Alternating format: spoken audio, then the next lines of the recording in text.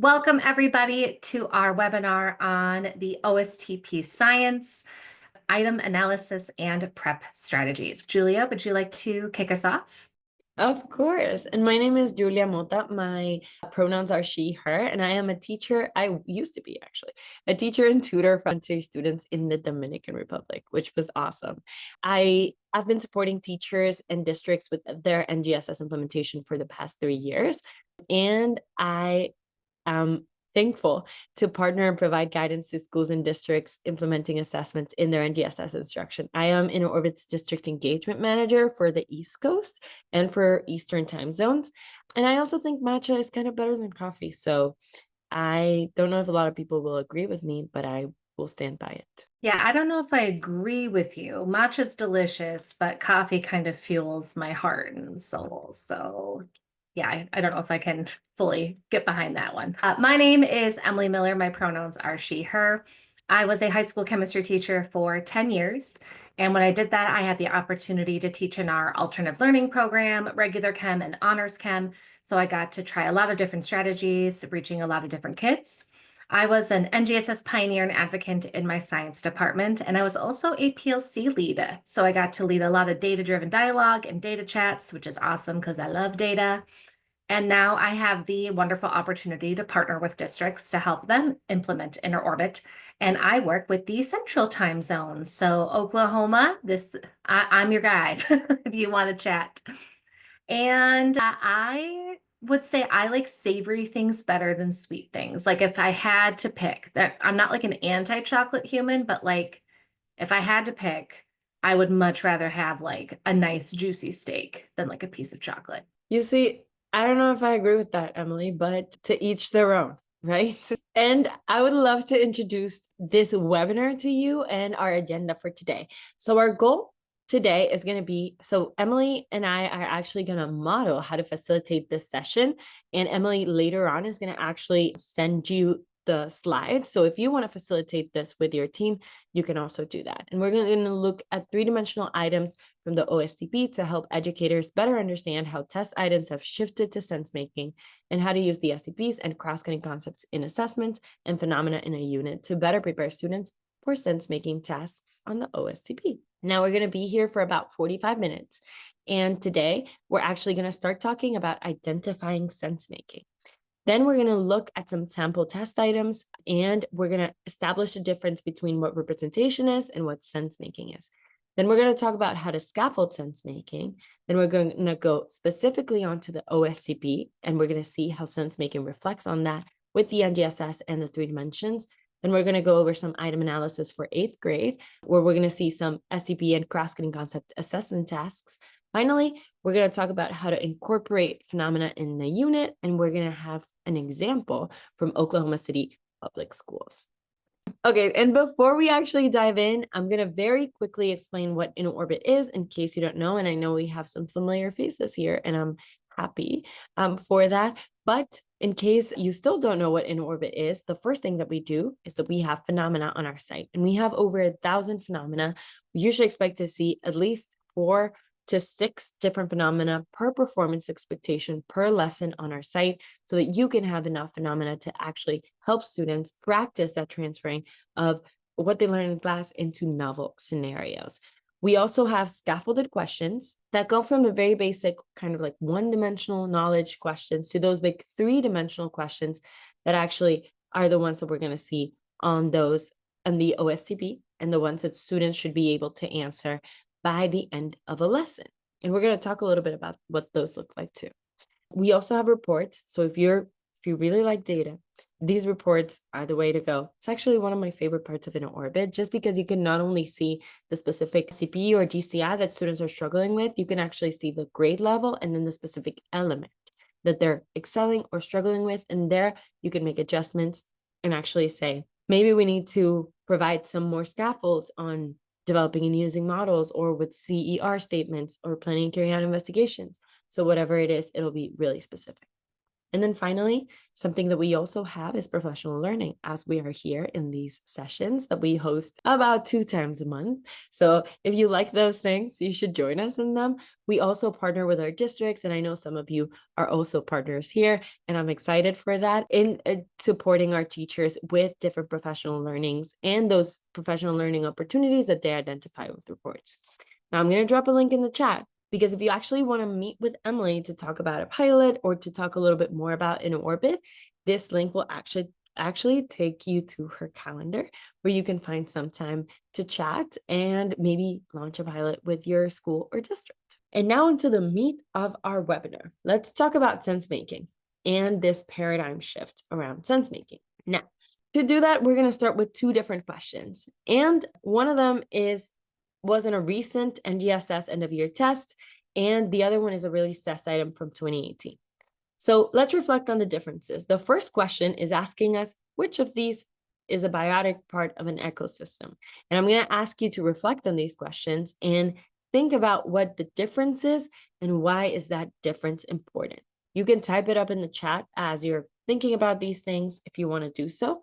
But the first question we're asking students, which of these is a biotic part of an ecosystem? Air, sunlight, cactus, or sand? On the second question, we are observing a changing pond ecosystem from late August to early September to late September.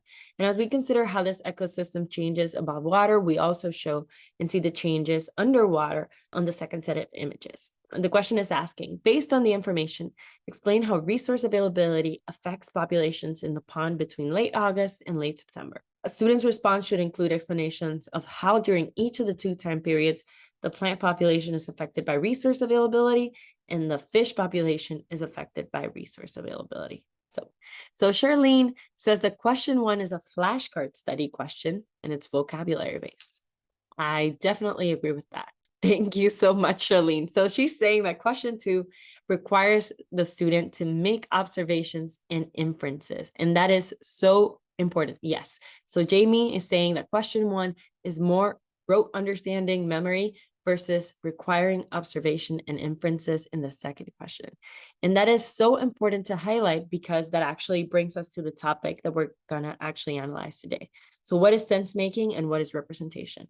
So when we're talking about representation, like the first question that we just saw, as Charlene and Jamie pointed out, students are communicating ideas that they have previously learned. They're not making sense of anything novel. These questions are perfect for diagnostic and formative assessments, but alone, they are insufficient evidence of proficiency. Even though they're important for learning development, they still will not tell us if students are mastering the performance. When we talk about sense making, on the other hand, students are explaining why or how to make sense of a novel phenomenon. So they haven't been exposed to these lakes and this water. Probably we never talked about that in class, but they have to make sense of that and make those connections. So we were talking about biotic and abiotic factors. They have to actually make those connections to make sure that they understand what that is. Now, these questions are mostly used on summative assessment, where we want to actually see if students can meet the performance. And these are the ones that actually tell us if students are mastering the standard, if they're meeting the performance. At the end of the day, the goal of the NGSS is for students to be able to make these connections themselves without necessarily giving them the scaffolds that they need in order to do that. So now Emily is actually going to walk us through how to scaffold up to sense making, because it sounds amazing, but how do we even get students there? So over to you, Emily, to talk about that a little bit more. Thank you so much, Julia. So how do we get to sense making, this lovely topic like Julia mentioned? Before I fully dive in, I just want to quick review some elements of the NGSS, just in case you need a little bit of a reminder. So when we're looking at the NGSS, it's comprised of 3 different dimensions. First, we've got the disciplinary core ideas, or we call them the DCIs. And these are the big ideas of science, like the foundational concepts that students need to understand. The next part we have is the science and engineering practices, or we call them the SEPs. These are the skills students use to do science, like analyzing data, constructing explanations. The SEPs are all about engaging students in the process of figuring things out. Finally, there's the cross-cutting concepts, or we call them the CCCs. These are the themes that run across all areas of science. And the CCCs help students make connections between different disciplines and apply their learning in new contexts. Now, what makes the NGSS unique and really powerful is how these dimensions come together when students engage with a novel phenomenon. For example, if students are investigating why certain plants grow better in one environment than another, they might use DCIs about ecosystems, SCPs about analyzing data, and CCCs like cause and effect to explain their findings. The integration of all three of these dimensions pushes students beyond just memorizing facts and invites them to make sense of the world, or what we call sense making, which is at the heart of both the NGSS and the OSTP science test. So now that we know a little bit more about what sense making is, how do we get them there? So this shift from going from representation, or another way we can think about it is a DCI only question. So a question that's just focusing on content that students are recalling. So how do we get them from there to sense making? The first thing we really want to do is we want to leverage the science and engineering practices and the CCCs alongside the DCI. So by integrating the SCPs and CCCs into the learning process, what we're going to do is create two-dimensional tasks that require students to engage more actively with the material. And I'm going to talk a little bit about how to do that here in a sec. Then the other key thing is we need to introduce novel phenomena, or those real-world situations, in order for students to have the context to apply what they've already learned into that new situation. And that's where sense making really starts to come alive. So now let's talk about how the OSTP items are usually three-dimensional and then allow for students to do this sense making. So every single OSTP item is going to be connected directly to a performance expectation, or we call them PEs or standards of the NGSS.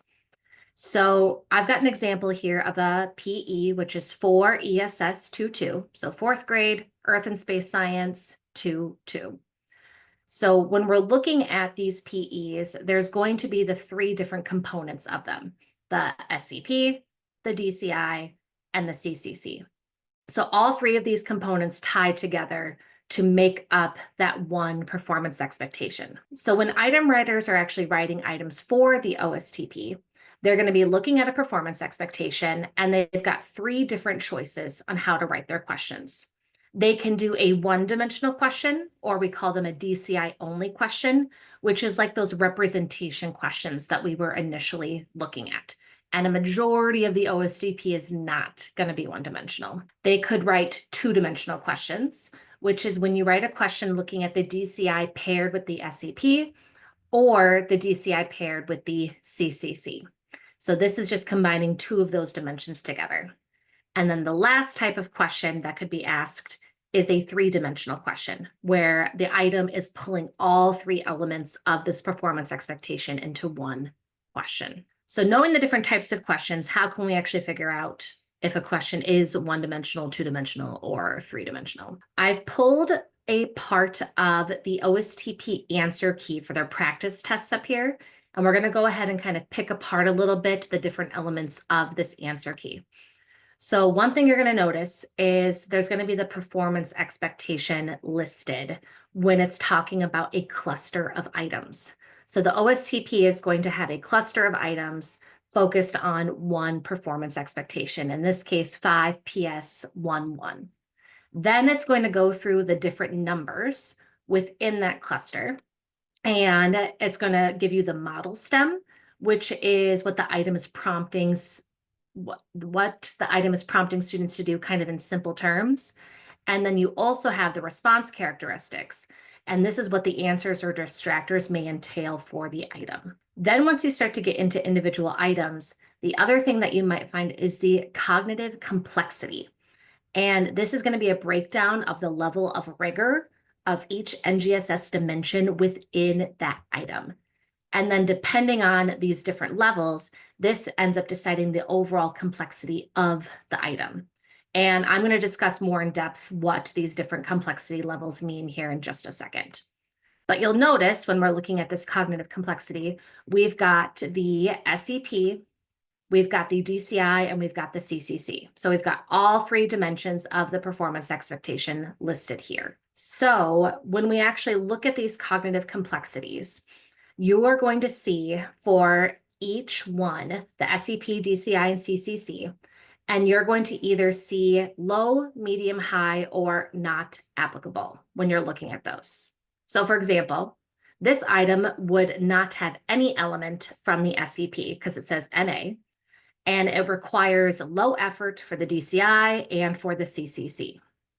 Since this item only has two of the dimensions, this is going to be considered a two-dimensional question or a 2D question. The OSTP has also labeled this as a moderate support item, and I'll go more in depth in that in just a sec. The next item we have here has a high effort for the SEP and medium effort for the DCI and the CCC. And this is being labeled as a three-dimensional question because it has all three dimensions a part of the item. And the cognitive complexity is labeled now as low support. So what do these medium and moderate and low supports actually mean? So for moderate support, these are still going to be two-dimensional or three-dimensional questions, but they're going to have some more scaffolding and more support in the item for students to do. They're still going to be making sense of something and using sense making, but not as much of a higher level because of the supports and scaffolds within the question. Then for low support, that means that the students have little support within the item. These are still going to be 2 to 3 dimensional questions, and they're going to be doing a much higher degree of sense making because there's limited scaffolding and support within the question. So when you look at the items within the OSTP answer key, you're going to be given these prompts, and this is kind of what they define as that like moderate support to low support.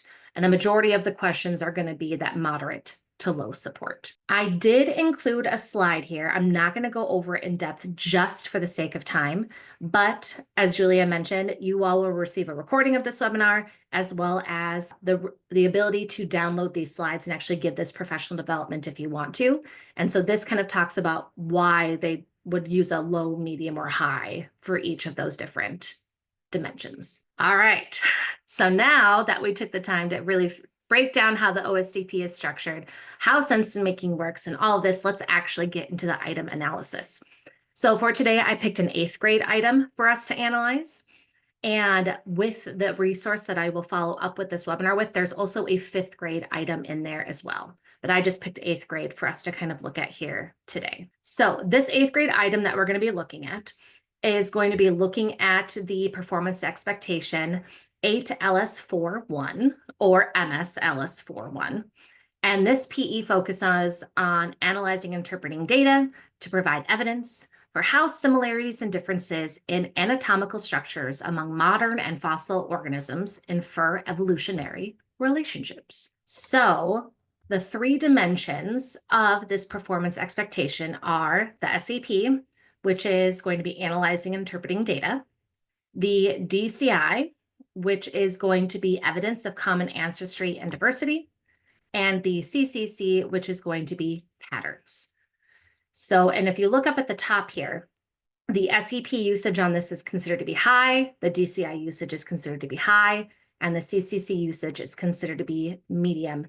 And this is a low support question. So there is minimal scaffolding and support for students within the item. So a trickier item that they would then see on the OSTP. So let's see what they're up against here. So this item focuses on a phenomenon involving forum fossils, which are microscopic ocean organisms. The task asks students to analyze data from 2 graphs that represent the size distribution of forum fossils found in rock layers from 2 different time periods. The Cretaceous period, which is before the KT extinction event, and the Tertiary period, which is after the KT extinction event.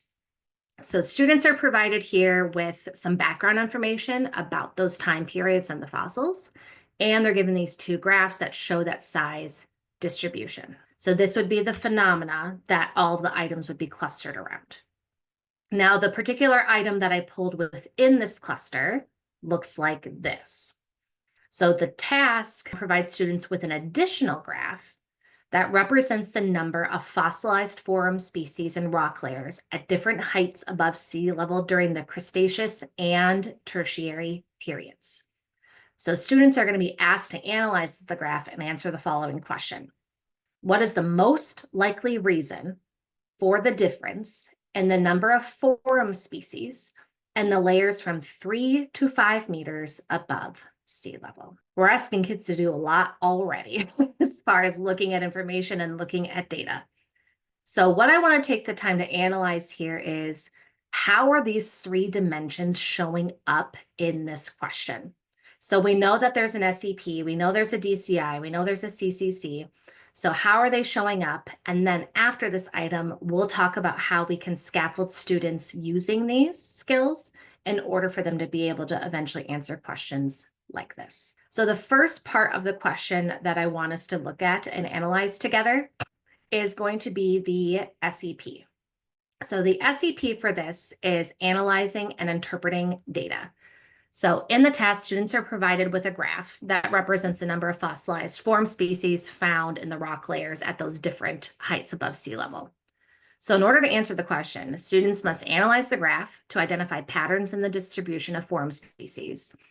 For example, they have to observe a significant drop in diversity during the time of the KT extinction and an increase in species diversity in the layers above that event.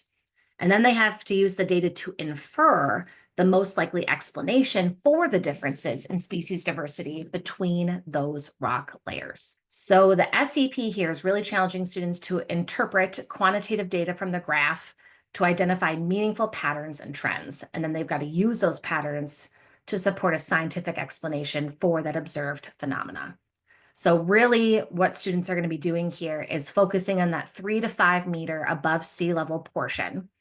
And they're going to then be looking at that 3 to 5 meter portion and then looking in the differences between those graphs. So that's the data that they're going to be analyzing. So that's the SEP part of this question. The DCI part of the question now, because all of these dimensions have to come together in order for them to answer this question. The DCI for this focuses on how fossils provide evidence of common ancestry and evolution. So in the question, again, students are analyzing the graph and looking at that KT extinction point.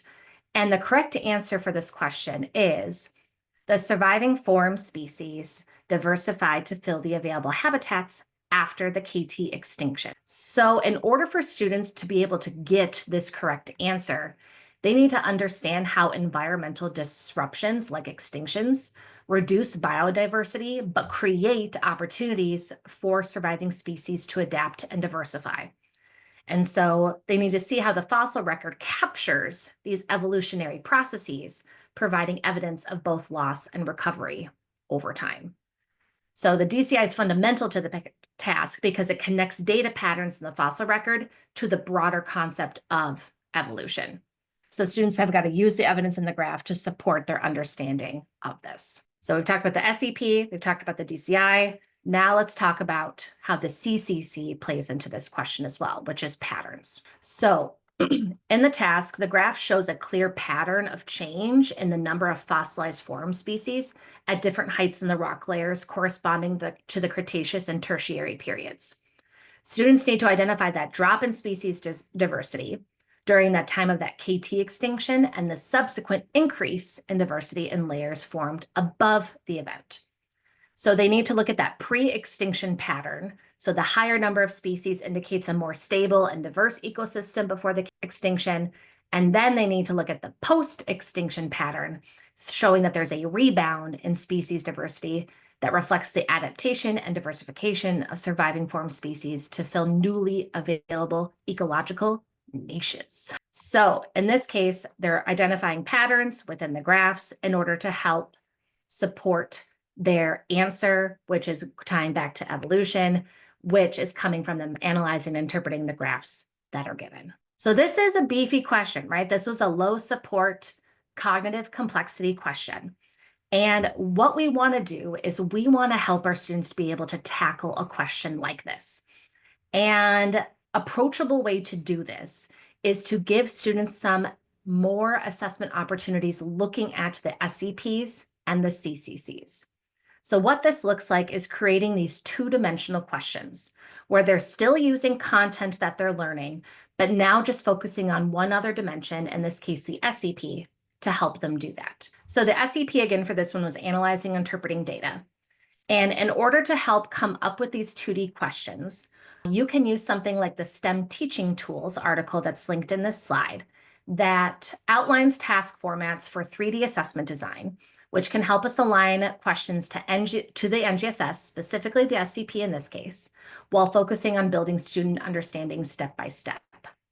So what I did is I went into this resource and I pulled a prompt, and I used this prompt to help me come up with a task and come up with a question where students will be specifically practicing the SCP of analyzing and interpreting data. So in order for the task that I pulled was presenting students with a scenario that describes an investigation, the phenomena under investigation, and multiple recorded observations from the investigation and the results of analyses. Then you can ask students to use the results to explain the phenomenon. So if you kind of tease students up this way, you can help them practice this SEP. So to kind of show an example of this, I pulled a phenomenon from InnerOrbit, and then I pulled a 2D question from InnerOrbit that kind of satisfies this prompt here. So the phenomenon that I pulled is about ammonites, which is the shell that you can see in the gift here. And scientists believe that ammonites are older than dinosaurs. Okay, so that's kind of this claim that's being made.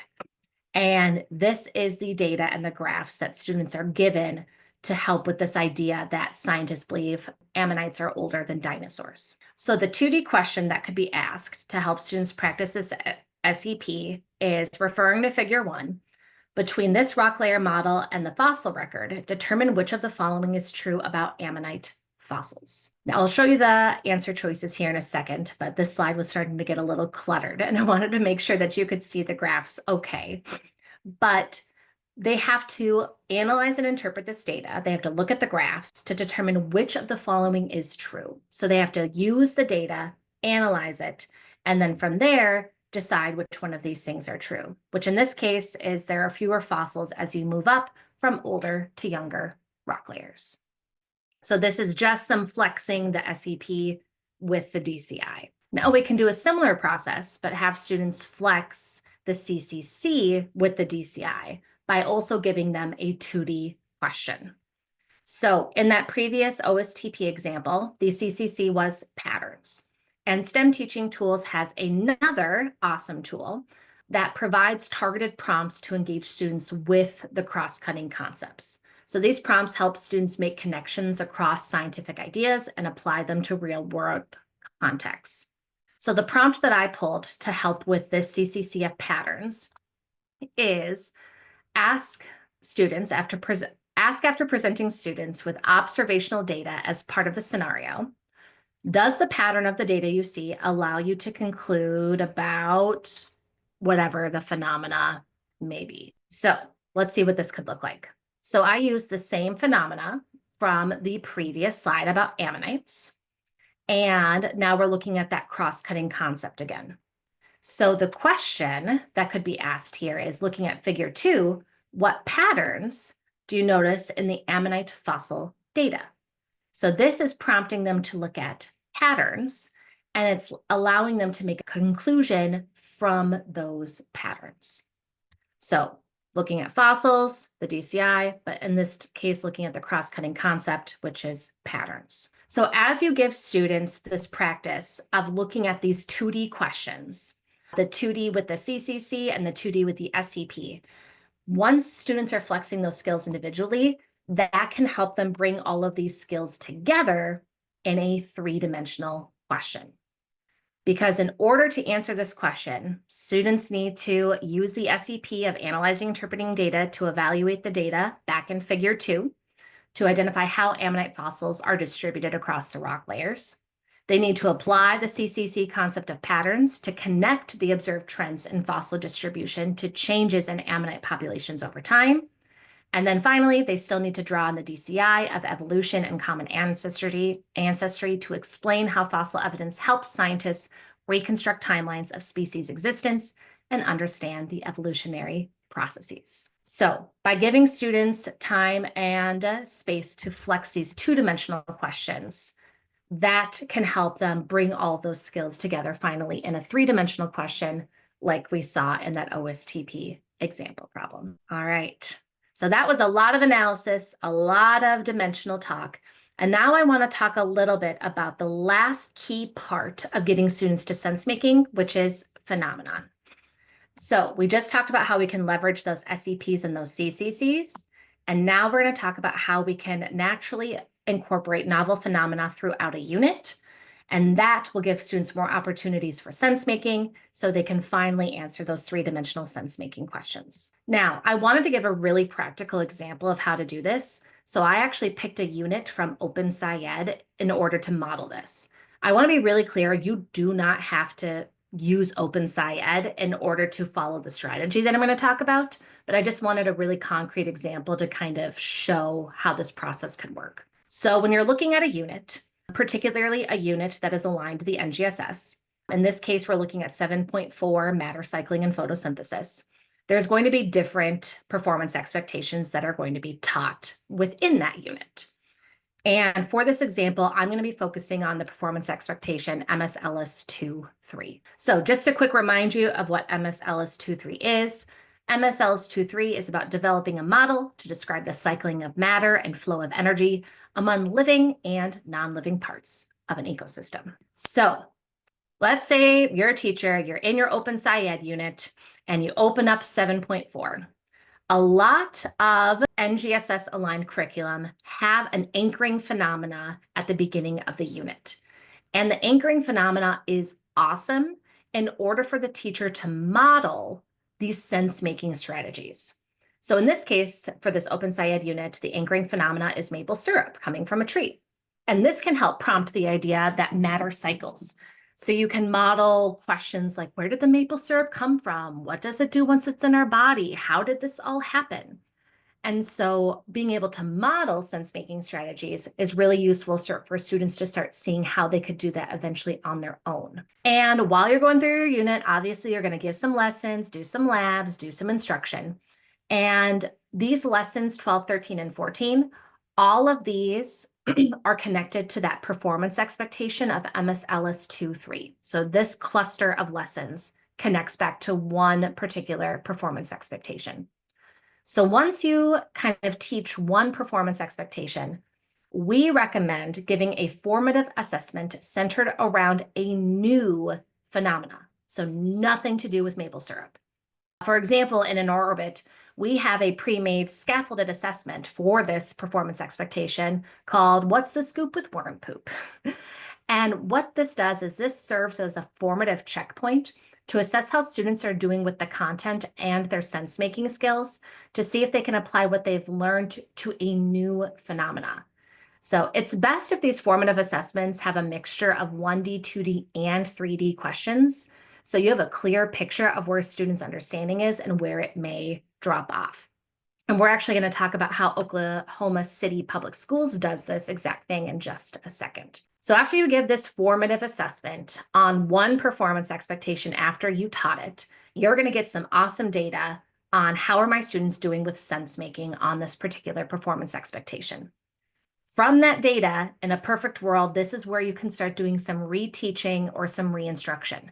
Maybe they're still really struggling on developing models. Okay, so now you can spend some time focusing on models because they actually seem to understand the cycling of matter and energy part just fine. And then after you do that reteaching, then you can have more of a summative assessment after that. And again, this summative assessment should still be a new phenomena. So nothing with worm poop, nothing with maple syrup. Because again, the heart of the NGSS is this ability for students to make sense of something new and apply what they've learned to new situations. So you want to save some type of novel phenomena for the end that you aren't using as a formative check-in, so you can truly see if they have mastered what they're going through. And next, Julia is actually going to talk a little bit about how Oklahoma City Public Schools has truly used this strategy in their district. Thank you, Emily. And now as we wrap up, we already highlighted the importance of using novel phenomena in a formative assessment. So we want to highlight also how one of our partners uses InnerOrbit specifically as a CFA source to help predict student outcomes. So in Oklahoma City public schools, they were facing a big challenge with their existing assessment system. It just wasn't giving them the information they needed to predict student outcomes effectively. So one major issue is that their assessments were heavily in the past focused on content-only questions. And while these questions measured, again, what students can memorize or recall, they didn't align with the NGSS performance expectations or the standards emphasis on three-dimensional learning. Now, this misalignment left some teachers struggling without a system that reflected NGSS practices, and it was hard for them to provide opportunities for students to practice transferring their knowledge into real-world scenarios. Now, this is the plan that their science leader, Dan Covey, came up with. So first, they determined the end goal, or what they called the end goal. For this, they needed to ask and define what are those standards that they need students to be able to master by the time they leave the school. Then they moved on to standard bundling, where they figured out a structure where standards are bundled together to narrow down the steps to achieve this end game. And after that, they identified priority standards to focus in on PLCs by understanding a little bit more in depth the progression of these standards and determining next steps.